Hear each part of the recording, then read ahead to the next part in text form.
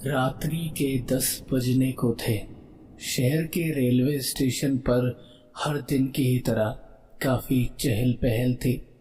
कुछ देर पहले हुई बारिश के कारण मौसम में हल्की ठंडक थी, जिससे रह रह कर बदन में सिहरने सी उठ रही थी। सहसा लाउड स्पीकर पर ट्रेन के आने की सूचना प्रसारित हुई। सभी यात्री अपना सामान सही करने लगे, पर सामने की बेंच पर बैठा अभिषेक मानो इस सभी से बेखबर था। एक यात्री के टकराने से उसकी नींद टूटी। ट्रेन प्लेटफॉर्म पर लग चुकी थी। अभिषेक ने जल्दी से अपना बैग उठाया और ट्रेन में चढ़ गया। रिजर्व बोगी होने के बावजूद अंदर का दृश्य जनरल बोगी जैसा ही था। संयोग से अभिषेक की सीट दरवाजे के पास ही थी, जिससे उसे विशेष धक्का मुक्की नहीं करनी पड़ी। भैया उतर जाओ, ये मेरी सीट है। अपनी अपर बर्थ पर दो अनजान व्यक्तियों को देखकर नम्रतापूर्वक अभिषेक ने कहा, अरे भैया, तो हमने कब कहा कि सीट हमारी है? बस 2 स्टेशनों की तो बात है, तब तक नीचे बैठ जाओ आराम से। खिलखिलाते हुए उनमें से एक आदमी बोला।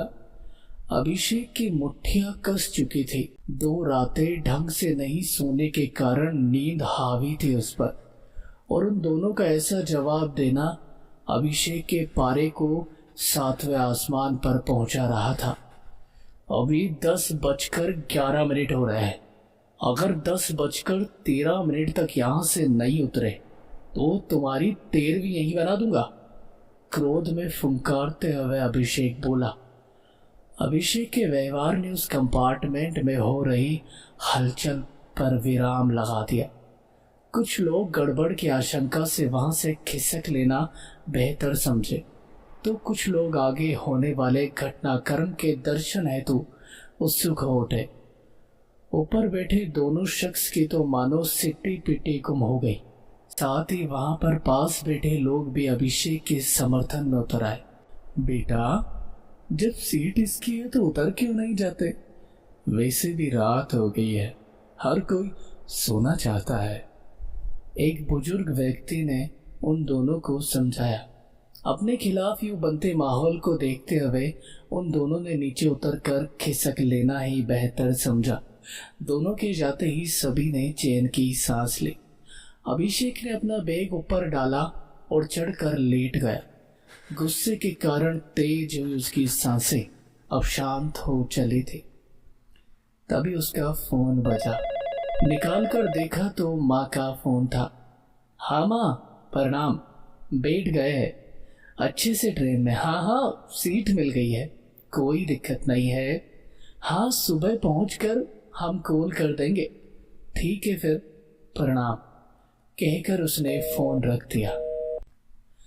अभिषेक आंखें बंद कर सोने की कोशिश करने लगा, पर उसकी आंखों पर पड़ रही अपर की तेज लाइट के कारण ये संभव नहीं हो पाया। झल्लाकर लाइट बंद करने को कहने के लिए जैसे ही वह झुका, ठहर सा गया। स्नैक्स का पैकेट खोले हुए कोई अनजान मासूम चेहरा बड़ी अदाओं से खाया जा रहा था। बीच बीच में उसकी खिलखिलाहट पर उभरने वाली गालों के डिंपल अभिषेक को भी मुस्कुराहट प्रदान कर रहे थे। कुछ देर यूं ही निहारने के बाद अभिषेक का मन उसकी तस्वीर लेने को मचल उठा। झट से उसने अपना मोबाइल निकाला और बड़ी ही सावधानी से ऐसे एंगल पर रखा कि किसी को शक ना हो और तस्वीर भी खिंच जाए। वो तस्वीर क्लिक करने ही वाला था कि उसके अंदर से आवाज आई, अबे ये क्या कर रहा है? ऐसा करना तुम्हें शोभा नहीं देता। तुम्हारा चयन अभी एक प्रोफेसर के पद पर हुआ है, तुम ज्वाइन करने जा रहे हो और ऐसी ओछी हरकत।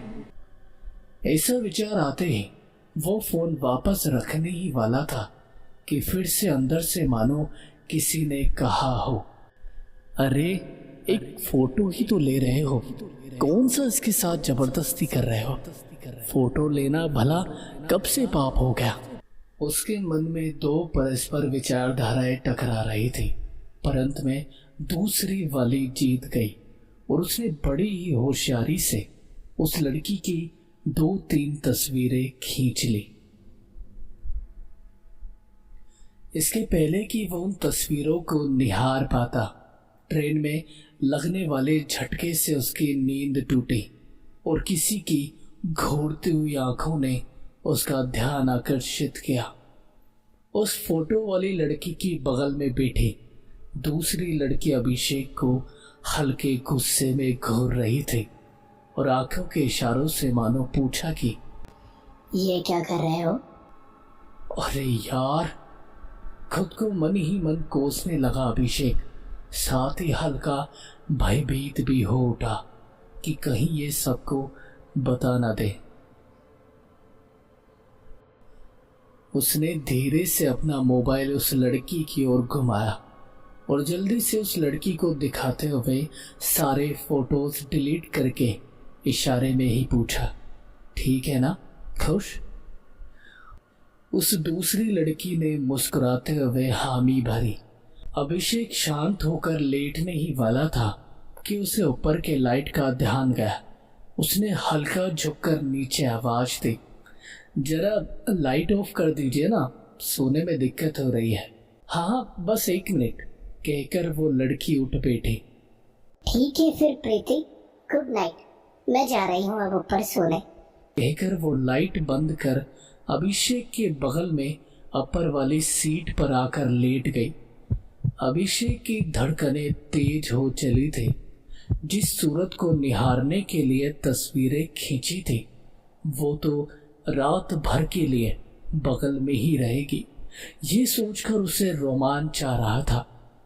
प्रीति जरा वो पतला वाला कंबल देना, उस लड़की ने नीचे आवाज दी। लो पकड़ो, एक चादर तो ओढ़े हुए हो ही। नीचे से प्रीति को पकड़ाते हुए दूसरी वाली लड़की बोली, अरे थोड़ी ठंड लग रही है, चलो फिर good night Preeti. Good night Shreya.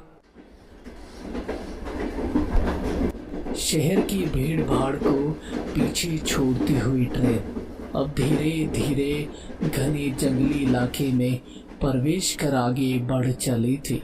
हल्की बारिश फिर शुरू हो गई। खिड़की और दरवाजे से आ रही ठंडी हवा का झोंका अब कपकपी सी दे रहा था।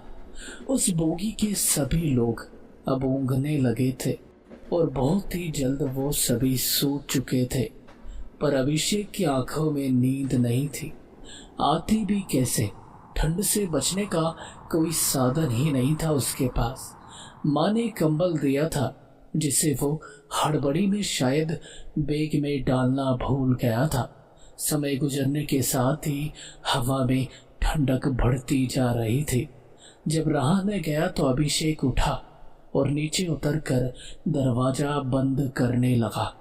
काफी जंग लगी हुई थी उस दरवाजे की कड़ी में, फिर भी जैसे तैसे उसने उसे बंद कर दिया। जब खिड़की की ओर अपनी नजरें घुमाई तो निराश हो उठा, क्योंकि खिड़की का दरवाजा और शीशा दोनों ही निकले हुए थे।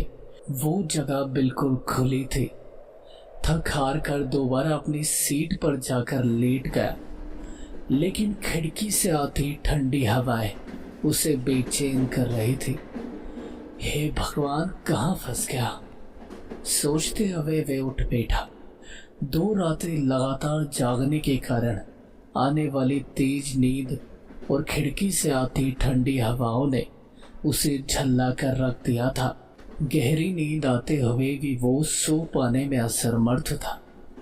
तभी उसके बगल में लेटी श्रेया पर उसकी नजर पड़ी, जिसकी ओढ़ी हुई दूसरी चादर हल्की नीचे की ओर सरक गई थी। अभिषेक मानो फिर सोच में था और उसके हाथ कांप रहे थे। उसने बड़ी ही सावधानी से चारों ओर का मुआयना किया तो पाया कि सब गहरी नींद में सो रहे थे। तभी ट्रेन में एक जोर का झटका लगा और उस झटके के बीच ही बड़ी सावधानी से अभिषेक ने वो दूसरी वाली चादर खींच ली। वैसे भी जब खुद पे आफत आती है तो व्यक्ति डर और लज्जा त्याग देता है। संभवतः यही कारण था कि अभिषेक को इस कर्म का कोई अफसोस नहीं था, बल्कि वो उस चादर की गर्मी में असीम शांति का अनुभव कर रहा था। यहाँ पर एक आदमी ठंड से मर रहा है और इस मैडम को 2-2 चादर ओढ़नी है। उसने मन में श्रेया को देखते हुए सोचा। तभी श्रेया ने हल्के से करवट बदली। अभिषेक चौकन्ना हो उठा, पर कुछ देर में ही श्रेया फिर गहरी नींद में थी। अरे डरना क्या, पूछेगी तो बोल दूंगा। बाथरूम जा रहा था, मुझे तो रास्ते में गिरी मिली। आसपास देखा तो सभी के पास चादर थे, तो किसको देता अंदाजा लगाना मुश्किल था। तो और वैसे भी मेरे पास थी नहीं और ठंड भी काफी लग रही थी, तो मैंने ही ओढ़ लिया। और क्या, खुद को मन में समझाते हुए अभिषेक सोच रहा था। यूं ही विचारों के उधेड़बन में उसे कब नींद आ गई, होश ही ना रहा। सुबह के 6:13 हुए थे। अभिषेक की नींद खुली। काफी अच्छी नींद आई थी उसे। अंगड़ाई लेते हुए बगल में देखा तो रात वाली घटना सब मानो उसे फ्लैशबैक से होती हुई नजर आई। राहत की बात यह थी कि श्रेया सहित बाकी सभी यात्री अभी भी सो रहे थे। अभिषेक ने बिना देरी किए चादर अपने ऊपर से हटाया और धीरे से श्रेया के ऊपर चादर डाल दी। इससे पहले कि वो चैन की सांस ले पाता, नीचे से किसी के हल्के खांसने की आवाज आई। झुककर देखा तो प्रीति उसे खा जाने वाली नजरों से घूरे जा रहे थे।